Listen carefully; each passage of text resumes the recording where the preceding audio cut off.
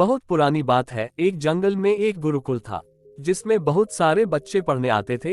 एक बार की बात है कि गुरुजी सभी विद्यार्थियों को पढ़ा रहे थे, मगर एक विद्यार्थी ऐसा भी था जिसे बार बार समझाने पर भी समझ में नहीं आ रहा था।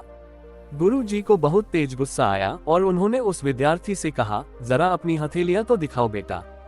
विद्यार्थी ने अपनी हथेली गुरुजी के आगे कर दी। हथेली देखकर गुरुजी बोले, बेटा तुम घर चले जाओ, आश्रम में रहकर अपना समय बर्बाद मत करो, तुम्हारे भाग्य में विद्या नहीं है। शिष्य ने पूछा, क्यों गुरुजी? गुरुजी ने कहा, तुम्हारे हाथ में विद्या की रेखा नहीं है। गुरुजी ने दूसरे किसी और विद्यार्थी की हथेली उसे दिखाते हुए कहा, यह देखो, यह है विद्या की रेखा, यह तुम्हारे हाथ में नहीं है, इसलिए तुम अपना समय नष्ट मत करो और अपने घर चले जाओ और वहां अपना कोई और काम देखो।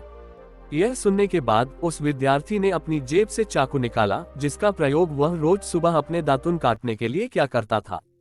उस चाकू की पैनी नोक से उसने अपने हाथ में एक गहरी लकीर बना दी और उसका हाथ लहूलुहान हो गया।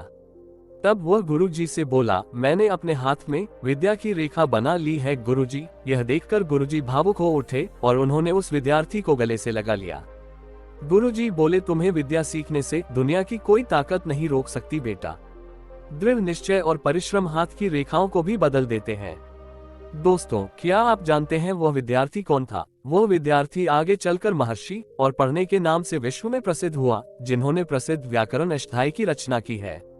इतनी सदियां बीत जाने के बाद भी आज 2700 वर्ष बाद भी ऐसा उत्कृष्ट और पूर्ण व्याकरण ग्रंथ विश्व की किसी भी भाषा में अब तक नहीं बना।